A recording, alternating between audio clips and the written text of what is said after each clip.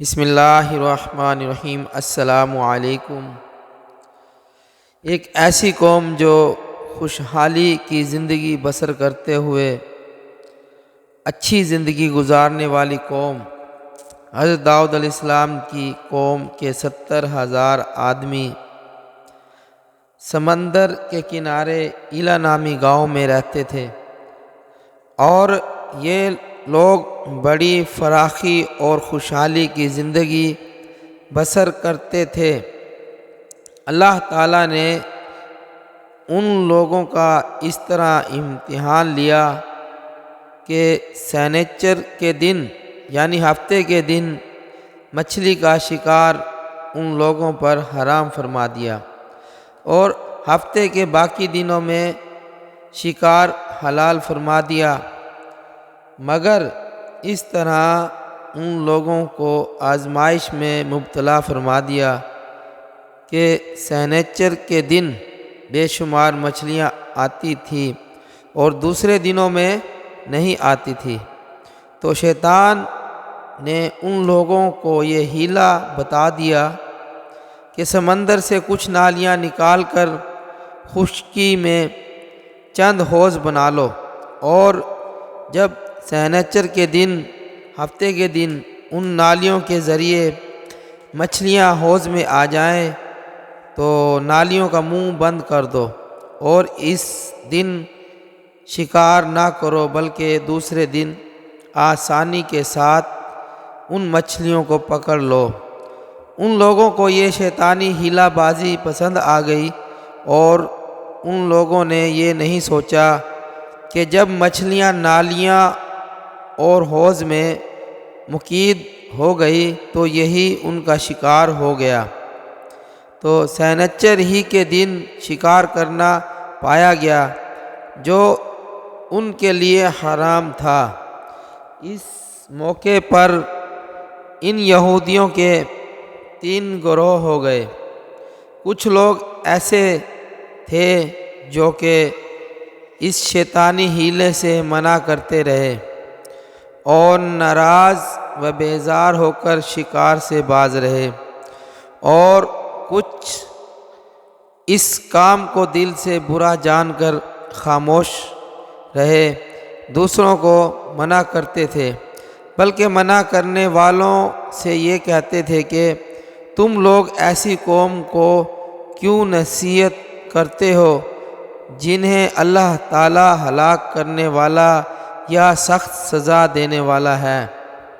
اور کچھ وہ سرکش نافرمان لوگ تھے جنہوں نے حکم خداوند کے اعلانیہ مخالفت کی اور شیطان کی حیلہ بازی کو مان کر سنیچر کے دن شکار کر لیا اور ان مچھلیوں کو کھایا اور بیچا۔ جب نافرمانوں نے منع کرنے کے باوجود شکار کر لیا تو منع کرنے والی جماعت نے کہا اب ہم ان معصیت کاروں سے کوئی میل ملاپ نہ رکھیں گے۔ چنانچہ ان لوگوں نے گاؤں کو تقسیم کر کے درمیان میں ایک دیوار بنا لی اور آمد و رفت کا ایک الگ دروازہ بھی بنا لیا، اور داؤد علیہ السلام نے غضبناک ہو کر شکار کرنے والوں پر لعنت فرما دی۔ اس کا اثر یہ ہوا کہ ایک دن خطا کاروں میں سے کوئی باہر نہ نکلا، تو انہیں دیکھنے کے لیے کچھ لوگ دیوار پر چڑھ گئے، تو کیا دیکھا کہ وہ سب بندروں کی صورت میں مسخ ہو گئے۔ اب لوگ ان مجرموں کو دروازہ کھول کر اندر داخل ہوئے تو وہ بندر اپنے رشتہ داروں کو پہچانتے تھے اور ان کے پاس آ کر ان کے کپڑوں کو سونگھتے تھے اور زور زور سے روتے، مگر لوگ ان بندر بن جانے والوں کو نہیں پہچانتے تھے۔ ان بندر بن جانے والوں کی تعداد 12,000 تھی۔ یہ سب 3 دن تک زندہ رہے اور اس درمیان میں کچھ بھی کھا پی نہ سکے، بلکہ یوں ہی بھوکے پیاسے سب کے سب ہلاک ہو گئے۔ شکار سے منع کرنے والا گروہ ہلاکت سے سلامت رہا، اور صحیح کو یہ ہے کہ دل سے برا جان کر خاموش رہنے والوں کو بھی اللہ تعالیٰ نے ہلاکت سے بچا لیا۔ اس واقعے کو قرآن پاک سورہ بقرہ کی اس آیت میں ہے۔ ترجمہ کنز الایمان۔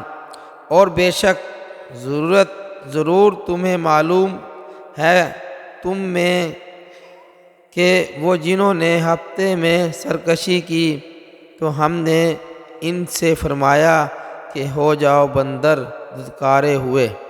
اور مفصل واقعہ سورہ عرفہ میں ہے، جس کا ترجمہ یہ ہے، اور ان سے حال پوچھا اس بستی کا دریائے کنارے تھے، جب وہ ہفتے کے بارے میں حد سے بڑھتے، جب ہفتے کے دن ان مچھلیاں پانی پر تیرتی ان کے سامنے آتے، اور جو دن ہفتے کا نہ ہوتا تو نہ آتی۔ اس طرح ہم نے انہیں آزماتے تھے ان کی بے حکمی کے سبب۔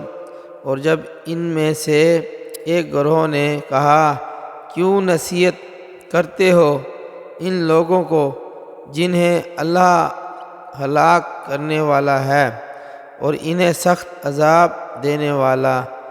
بولے، تمہارے رب کے حضور معذرت کو، اور شاہد انہیں ڈر ہوا۔ پھر جب وہ بھلا بیٹھے جو نصیحت انہیں ہوئی تھی، ہم نے بچا لیا وہ جو برائی سے منع کرتے تھے، اور ان ظالموں کو برے عذاب میں پکڑا، بدلہ ان کی نافرمانی کا۔